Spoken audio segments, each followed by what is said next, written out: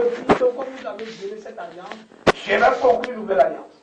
Et la Bible nous dit très bien que cette alliance, elle a été conclue par Jésus. Mais donc, qu'est-ce que Israël a pu faire et puis Dieu a changé cette alliance? Tu sais, la marche d'Abraham, Abraham a marché avec Dieu par un seul élément, la foi. C'était pas par la loi, par la foi. Par la foi. Voilà. Et donc, la Bible dit qu'on est agréable à Dieu que par la foi. Oui. Alors, le peuple, alors sortant de l'Égypte, a montré déjà en route, en cours de chemin, plusieurs fois murmurant contre Dieu. Dieu s'est rendu compte que c'est un peuple qui n'était pas prêt à marcher dans la voie de leur père, donc d'Abraham. Alors, qu'est-ce qu'il fallait? Oh, cependant, c'est un peuple que Dieu avait choisi. Dieu était obligé de leur soumettre à quoi? À des lois. Donc, l'alliance va être transformée maintenant à une quoi? À des lois. Et voilà. Or, la loi nous amène à l'obligation. Oui. C'est-à-dire que si tu n'as pas obéi à la loi ou alors tu n'as pas respecté la loi, tu as réprimandé. Voilà, il y a une sanction. Automatiquement, tu vas vivre la rigueur de la cette loi. violation. Voilà. D'accord. Voilà. Et donc, mais ce n'était pas selon la volonté de Dieu. Et donc, la loi était maintenant pour, n'est-ce pas, comme un pédagogue, un tuteur. Oui. Mais vous voyez comment, quand tu veux éduquer un enfant qui est encore immature, et tu veux lui donner une éducation pour qu'il soit mature, vous voyez, il y a un châtiment. Il y a la rigueur, il y a un châtiment que tu lui imposes. Mais au départ, l'enfant ne comprend pas. Ce n'est que plus tard qu'il va comprendre que tu l'as bien formé. C'est pourquoi on n'aime pas beaucoup que nos enfants soient éduqués par nos mamans. C'est-à-dire que par leur grand-mère, parce que la grand-mère gâte l'enfant, c'est ce qu'on dit généralement. Voilà, parce qu'on veut une éducation vraiment assez solide. Et donc la loi, voilà comment la loi c'est. Il fallait donc une réforme. Quand il s'est venu la réformer, c'est ce qu'il a dit, par faire la loi. C'est-à-dire, alors amener, donc, introduire une nouvelle alliance. Et donc, en introduisant cette nouvelle alliance, il nous amenait donc à la vérité, je veux dire que à la volonté de Dieu, la volonté parfaite de Dieu. Voilà. Et donc, voilà comment cette alliance a été scellée par le sang de Jésus. Jésus est donc celui qui est le médiateur de cette alliance. Je veux dire qui est le testateur de cette alliance. Il a fallu sa mort pour que nous rentrions en possession. Donc, les apôtres étaient les premiers, je veux dire l'église primitive a été la première entité, donc cette église, voilà, qui a donc joué pleinement. Et on voit la gloire de Dieu dans au milieu d'eux. C'est-à-dire qu'on voit déjà, à travers Actes des apôtres, on voit la gloire, la richesse de cette alliance déjà à leur temps. Vous voyez? Mais alors, comment nous qui sommes parvenus à la fin des temps, témoins de cette gloire, parce que quand on lit les Écritures, on voit que, alors, on a déjà une idée de comment la gloire a été. C'est ça. Alors, au milieu d'eux, la gloire de Dieu. Normalement, on devrait vivre pleinement. Voilà. Nous sommes les gens de la fin des temps. Étant de la fin des temps, n'est-ce pas? En principe, nous devons être vraiment bien formés. N'est-ce pas? Parce qu'on est témoins de comment ils ont marché. On a les traces, on a le témoignage. On a leur faiblesse. Voilà, leur faiblesse et tout ça là. On peut faire la jonction de toutes ces choses. Voilà. Donc nous, on devait être vraiment des gens en cellule, bien rodés, pour que, en réalité, la gloire de Dieu se manifeste pleinement dans ce que nous faisons et dans ce que nous sommes. Mais alors, on n'arrive pas. D'abord même, on ne connaît même pas nos positions. On apprend maintenant, depuis un certain temps, la position dans le Seigneur, mais dans la position dans le Seigneur, c'est que nous sommes des enfants de Dieu. Étant enfants de Dieu, parce qu'adoptés par Jésus, nous sommes maintenant légitimes. C'est-à-dire qu'on a les droits, on a des privilèges et on a des obligations. D'accord. Mais on ne joue pas pleinement. On rase les murs. On voit même les païens prospérer. Alors, ceux qui consultent les devins, les enchanteurs, et qui font des sacrifices à travers les rues, dans chaque carrefour, on voit les malites, des canaries avec ceux qui prospèrent, et nous, on n'a pas tout cela. C'est parce qu'on n'a pas une bonne prise de conscience. C'est tout. Là, il faut prendre conscience. Voilà. Or, la prise de conscience doit pouvoir nous réveiller. D'accord. Et nous réveiller pour nous amener à quoi? Pour d'abord nous amener à revenir à la vérité de l'évangile. Oui. C'est ça. On est très loin de l'évangile. D'accord. Voilà le problème. On est très loin de l'évangile. On pense, quand on se chauffe avec tout ce qui se passe dans nos communautés, on pense qu'on est revenu à l'évangile. Non. On est loin de la vérité de l'évangile. Mais qu'est-ce que nous devons faire pour être rapprochés de l'évangile? Premièrement, il faut comprendre que l'autorité qui est au-dessus de nous, à laquelle il faut se soumettre, c'est l'évangile. L'évangile. Voilà. D'accord. C'est d'abord ça. Oui. C'est pas nos pasteurs, c'est pas nos prophètes, c'est pas nos bishops. C'est d'abord l'évangile. La Bible là. C'est la Bible. D'accord. Ça veut dire quoi? C'est-à-dire que si tu me prêches et tu me dis d'obéir, Oui. mais ce que tu me dis n'a rien à voir avec l'évangile, tu n'obéis pas. D'accord. Voilà où ça commence d'abord. Est-ce que ça dit que nous devons être baignés dans la parole de Dieu? Non, c'est clair. La Bible dit que la parole doit habiter abondamment au milieu de vous. Ok. C'est pas elle. Mhm. C'est pas elle qu'on connaît Dieu. Oui. C'est pas elle qu'on marche avec Dieu.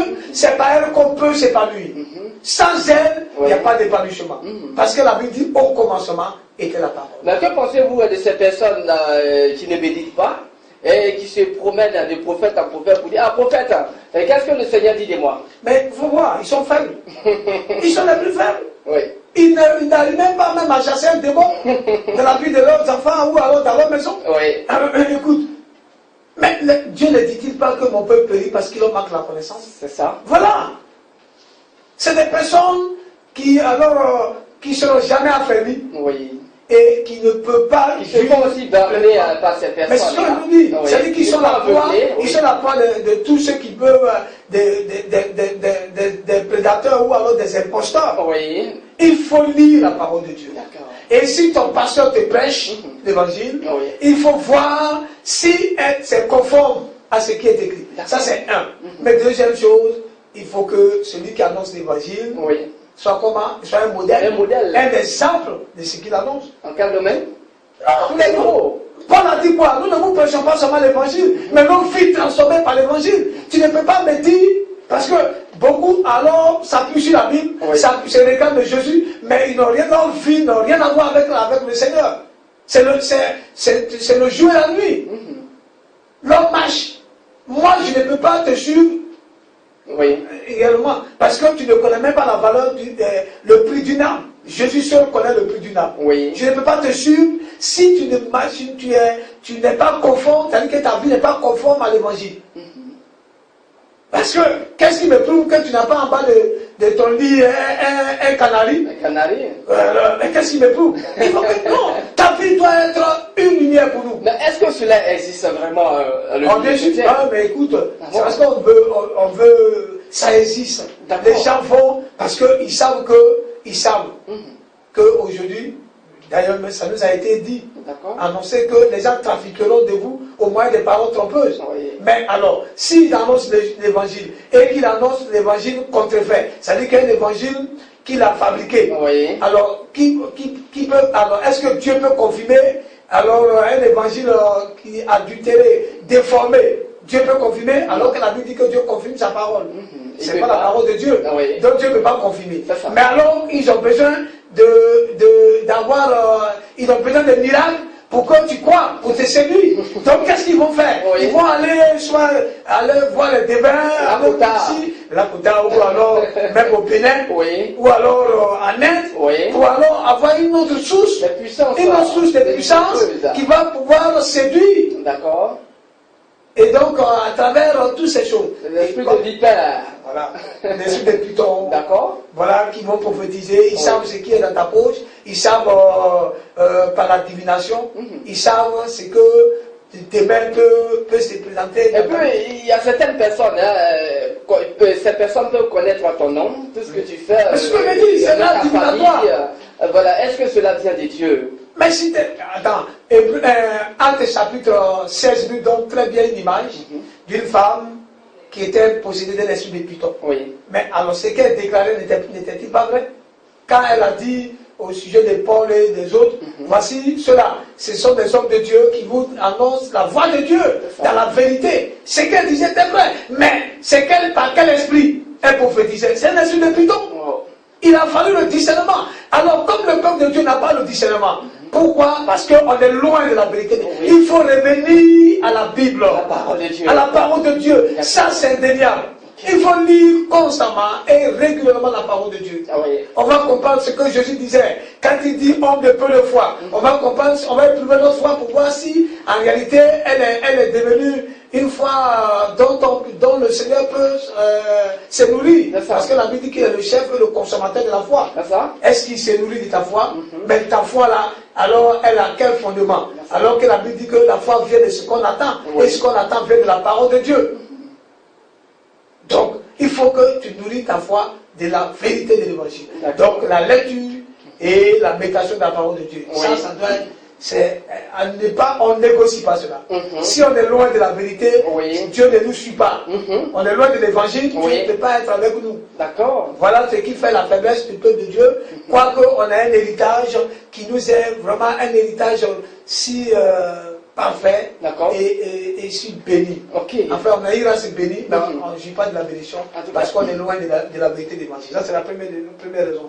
Deuxième, la communion avec le Saint-Esprit, vraiment, ça laisse à désirer. On n'a pas eu de communion avec le Saint-Esprit. On résiste à longueur de journée alors au Saint-Esprit. En comment? Mais on n'écoute pas le Saint-Esprit. Ça, c'est d'abord, on n'écoute pas le Saint-Esprit.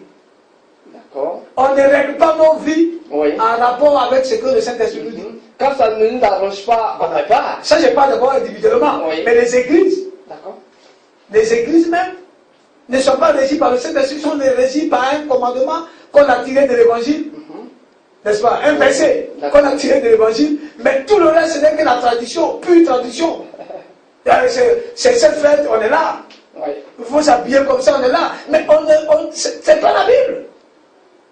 C'est-à-dire qu'on prend une partie de la Bible, mais alors, et puis entaché à nos coutumes, à nos traditions, puis on est là, on avance. Et on dit, on va présenter demain une telle église à Jésus. Alors que la Bible dit qu'il vient chercher une église pure, une église irrépréhensible, une église irréprochable, une église sainte. Mais alors, quand nous, en tant que pasteurs, on regarde nos fidèles dans nos églises, est-ce qu'on est sûr qu'on pourrait être accepté et présenter une telle communauté à Jésus? Peut-être que il ne va pas prendre une communauté. Peut-être qu'au fil du temps, le peuple peut être aussi redressé. Ah, oui, tu dis au fil du temps. Mais qu'est-ce qu'on aménage, qu'est-ce qu'on fait pour que le peuple soit redressé? Si on ne permet plus à ceux qui ont la vérité et qui ont quelques talents en eux, qui ont été éclairés, de pouvoir mettre ça au service du peuple de Dieu. Et regarde même dans toutes les communautés. Elles sont organisées de la sorte où, alors on n'accepte même pas qu'un pasteur qui vient d'une autre communauté, autre que la nôtre, vienne apporter ce qu'il a reçu. Le peuple de Dieu ne serait qu'un peuple qui ne serait pas venu. Alors qu'à longtemps, en réalité, on nous dit même Actes chapitre 13, avec le premier verset, nous dit très bien qu'eux travaillaient ensemble. Voilà, les apôtres, les docteurs, il y avait les docteurs dans l'église d'Antioche, les docteurs, les prophètes et tous les autres travaillaient ensemble dans une parfaite symbiose, une parfaite harmonie, une complémentarité ministérielle pour qu'ils mettaient tout au service du peuple de Dieu. Aujourd'hui, chacun a sa petite boutique là. Excusez-moi du terme, mais il faut le dire. À sa petite boutique, il est maître là, il est le chef absolu, et puis les autres sont l'autorité là. Jésus n'a pas place, il n'a pas de place. Mais l'homme de Dieu, est-ce que c'est pas parce que ces hommes de Dieu là ne veulent pas que ceux qui viendront ailleurs puissent égarer leurs fidèles? Vous venez de le dire. C'est possible. Vous venez de le dire qu'il y a certains hommes de Dieu qui vont chercher des puissances voilà, pour opérer des miracles. Tout à fait. Peut-être que c'est pour ça que ces hommes de Dieu refusent ces gens. On ne peut pas être, il ne nous a pas dit méfiez-vous. Il dit prenez garde. Prenez garde. Et soyez prudents. Mais c'est une façon aussi de... Non, j'arrive.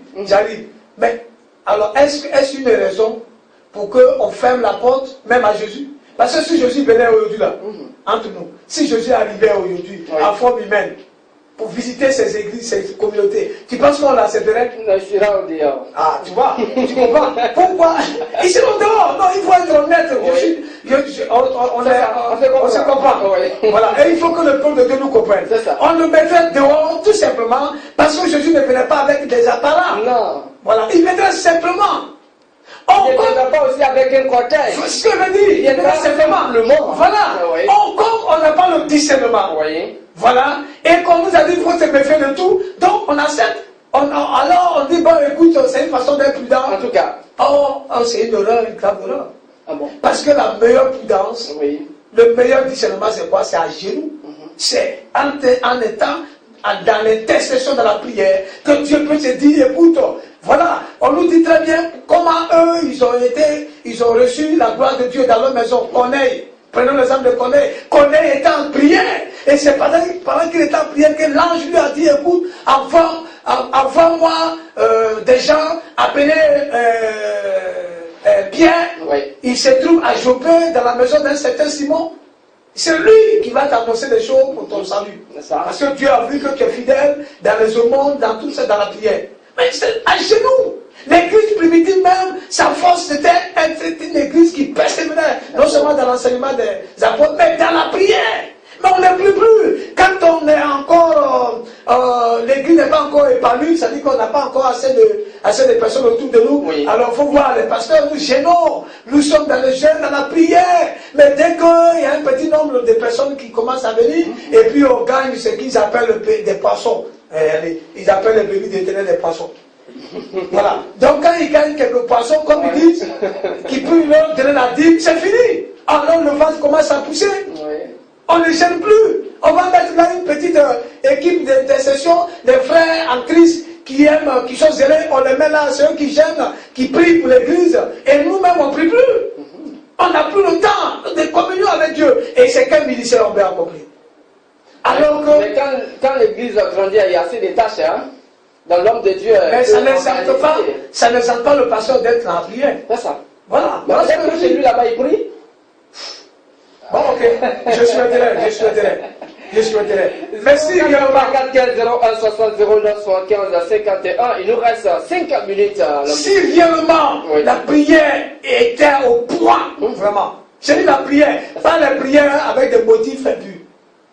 Ah oui, parce qu'on prie la plupart, faut me bénir, le Seigneur faut me lever, j'ai pas l'argent, je vais voyager. C'est les prières qu'on fait, on ne fait pas des prières vraiment d'intercession pour que la gloire de Dieu se manifeste dans l'église et le peuple de Dieu soit vraiment un peuple rempli de la connaissance de Dieu. Et oui. Ouais, vous venez de parler de la méfiance des hommes de Dieu. Là, j'ai un exemple. Hein. Et voilà, il y a un homme de Dieu qui a invité un de ses collègues à aller prêcher dans son assemblée. Oui. Et quand il a fini, pasteur, son église a été vidée parce que tous les fidèles sont partis avec l'invité du jour. Mais c'est pour dire qu'il ne prépare pas le peuple de Dieu. Si en réalité je prépare le peuple de Dieu par l'enseignement, c'est eux-mêmes qui vont discerner. Jésus a dit aux Juifs, vous me traitez de tout le nom, même en disant que je prophétise, enfin je chasse les démons par Bézébul. Mais c'est vos enfants, vos pauvres fils, vos enfants qui seront vos juges. Mais permettons au peuple de Dieu de discerner. Ils ne sont pas des enfants, ce n'est pas des moutons. Ce n'est pas des moutons qu'on conduit. Même si on dit qu'ils sont des brebis. Mais attention, ils doivent connaître la voix du bon berger. Apprenons-leur à connaître la voix du bon berger. Ça veut dire quoi? Enseignons-leur la parole de Dieu. Et ne défendons pas, ne trions pas dans la parole de Dieu. Oui. Ça m'arrange. Ma doctrine, ma vision est basée sur ce verset-là. L'autre verset, ce n'est pas... Nous avons un coup de fil là. Allô et bonjour. Oui, comment est-ce que vous appelez? Gogo, tu nous appelles d'où? D'autres, d'accord. Quelle est ta question?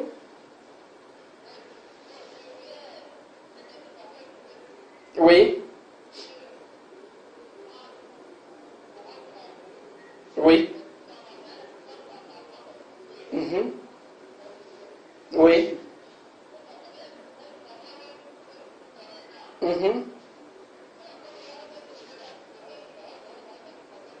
Oui. C'est ça.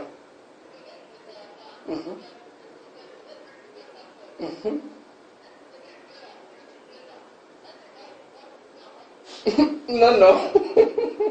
Oui.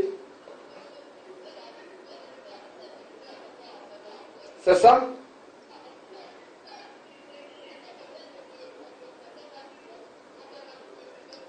C'est ça? D'accord. En tout cas, merci beaucoup à M. Gobé et passez une excellente journée à compagnie des radios à Castel. Bon, voilà, le frère, Gobé. il fait une remarque. Oui. Il dit qu'on cherche, c'est l'argent qu'on cherche. l'argent qu'on cherche. Bon, voilà. Mais si c'est l'argent qu'on cherche, Jésus a été clair. Moi, je crois que les choses sont claires. D'accord. La Bible nous a présenté clairement les choses. Oui. Il dit que nul ne servira deux maîtres. D'accord. Soit il haïra l'un, il aimera l'autre, ou il méprisera l'un et il s'attachera à l'autre. Alors, le Seigneur a été clair. Si tu veux me servir, tu me sers. Et puis tu marches par la foi. Il faut que les pasteurs apprennent à vivre par la foi. D'accord. Oui, c'est vrai, on n'a pas toujours les brebis. Il faut avoir la foi. Mais nous-mêmes, on marche par la foi. On marche par la dîme qui est là. Mais c'est ça, c'est ce que le frère explique. Oui. C'est la dîme. Donc on sait que j'ai déjà, même si je ne prie pas pour eux, ils me cassent déjà au moins un bon noyau. Un bon noyau là, ils l'ont cassé. Et puis que verser la mais ça, je me dis, ils n'ont qu'à se débrouiller eux-mêmes pour maintenir leur poste dans leur service. Et puis leur salaire. Alors, c'est eux qui sont prêts de lutter. Oui. Mais lui, il ne lutte plus. Il sait qu'il a 10 personnes, chacun donne 20 000, ça lui fait 200 000. C'est une petite enveloppe, alors il n'a pas besoin. Mais regardez, c'est médiocre. D'accord, il nous reste une minute, l'homme de Dieu. Mais c'est trop bas. Oui. C'est ça, servir Dieu. Si c'est ça, servir Dieu, je crois que nous encore, Dieu, on préfère abandonner la Bible et puis aller cultiver un champ de maïs. Ce serait même mieux. Mais non, c'est pas servir Dieu. Servir Dieu, on sert Dieu. Oui. Voilà, on sert Dieu pour présenter à Dieu, pour mettre au service du peuple de Dieu ce qu'on a reçu. Oui. Sans s'attendre de recevoir même soit de l'argent. On ne le fait pas pour l'argent. On cherche à gagner d'abord le cœur. En tout cas, merci beaucoup, l'homme de Dieu. Vous allez laisser vos contacts rapidement, l'homme de Dieu. Merci. Vos contacts 07 oui. 08 81 oui. 47 47 et puis 41 oui. 91 91 10. En tout cas, merci beaucoup d'être venu jeudi prochain par la grâce de Dieu. Nous serons encore ensemble là pour continuer toujours.